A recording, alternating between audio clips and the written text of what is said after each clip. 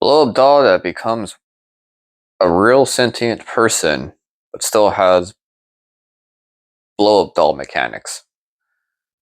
She turns into a really hot, cute chick, and it all ends with a existential crisis, and it's depressing as shit. This is going to be a really fun review. I hope so.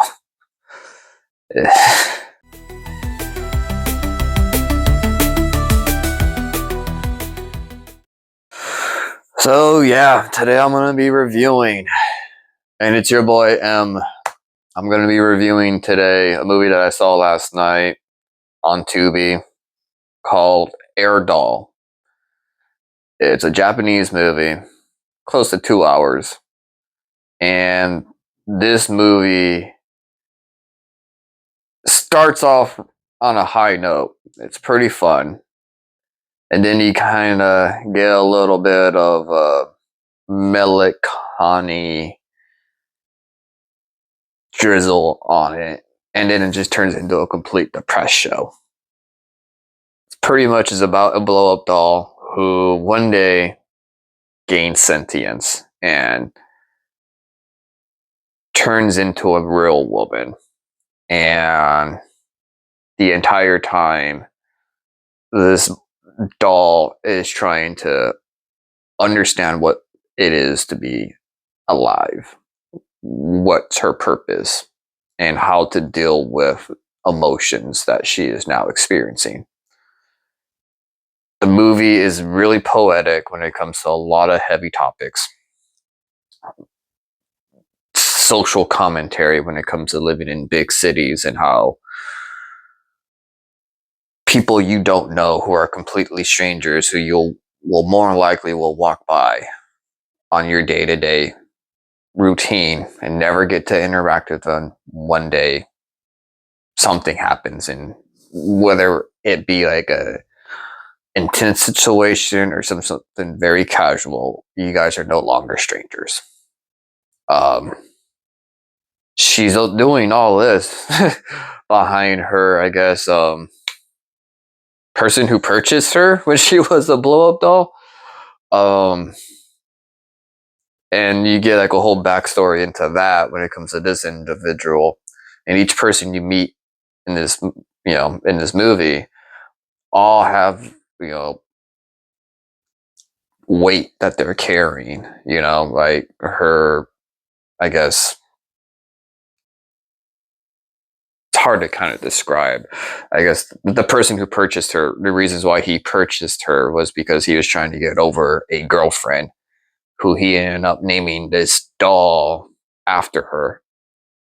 And he was, just using it as a coping mechanism. And then she ends up fucking finding out that other people that she meets in her life, they all have issues. I mean, it gets down to the point where it's like you get the backstory of this one individual who will leave crates of apples near the garbage can, and how this person has a bunch of weight. They never leave the house. The only time they leave the house is just to throw out, crates of apples that her family sends to her because they're trying to, get her to come back to move in with them and live on a farm, and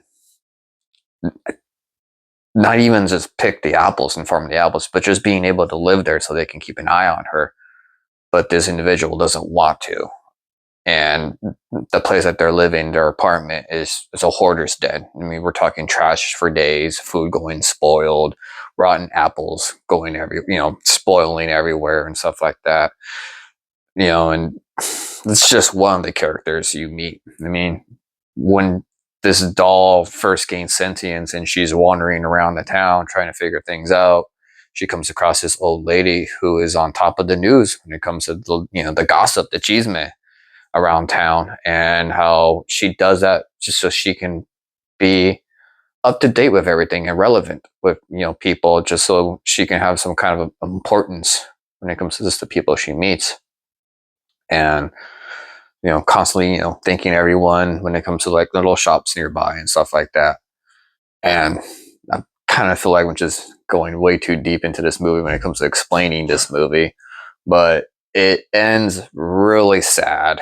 I mean, it gets to a point where this doll ends up, befriending a man at a video rental store who they end up developing a relationship with. And one day, she's working with this guy, and she's on a stepping stool. She loses her balance, and her wrist accidentally hits a sharp corner on the shelf, cutting her open, and her deflating as she's laying there on the ground.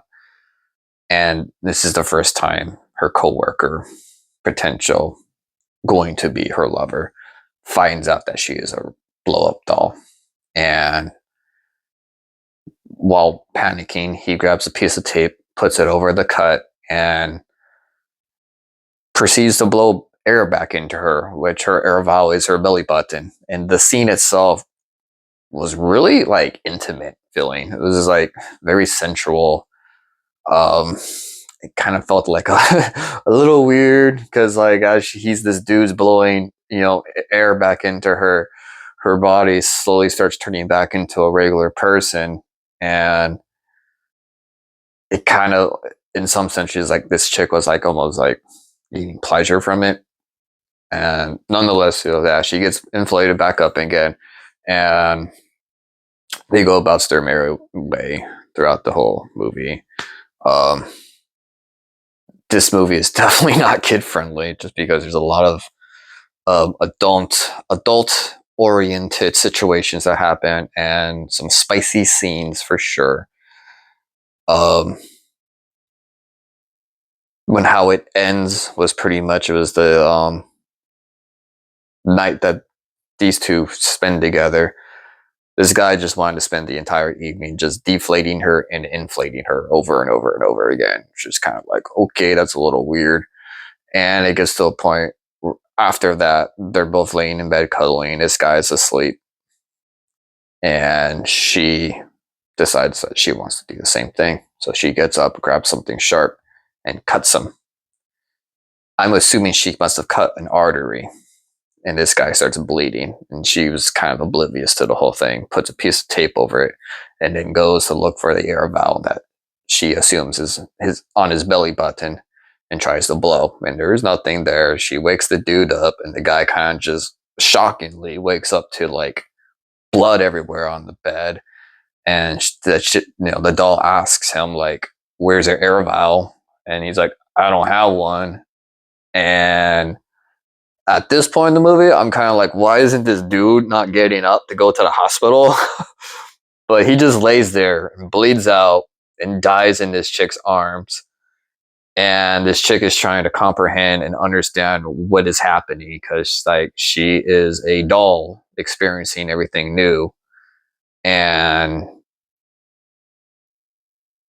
pretty much once this guy is cold turkey, she realized what death is and puts this guy in a garbage bag and throws him out with the garbage because that's what she was taught. When that's what you do when you get rid of things that are no longer good, that you throw them away. And she applied this mentality to that situation, which was a little disturbing. And then towards a little more into the end of the movie, she is a wreck. She is depressed, and that she is still trying to comprehend her emotions and pretty much resorted to throwing herself into the garbage and just laying there as she slowly leaks air out and having thoughts of wanting to have a birthday, and having friends and having a family and having a kid. And it just ends with that chick who is a hoarder kind of, getting a phone call from her parents and kind of having an epiphany and walking out to the window and opening it and kind of, taking a moment to breathe in the beautiful scenery around her. And then she looks down and sees the doll laying there holding a doll, because at some point a little girl came by and traded a ring with a doll with her, and this woman who was a hoarder thought the scene was beautiful because this doll, throughout her whole journey of trying to understand what life is, was collecting beautiful things, and she had all these beautiful things scattered around her as she just lays there, leaking air, slowly, I guess, dying. And then the movie ends, and it just definitely is really one of those like weird Japanese movies where it's not weird where you have like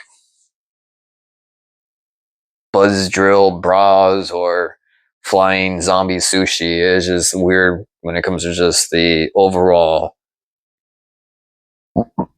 messaging and how deep and philosophical it gets when it comes to just the concept of existence and living and what's the purpose of life. And yeah, I mean, it was a really weird movie to say the least.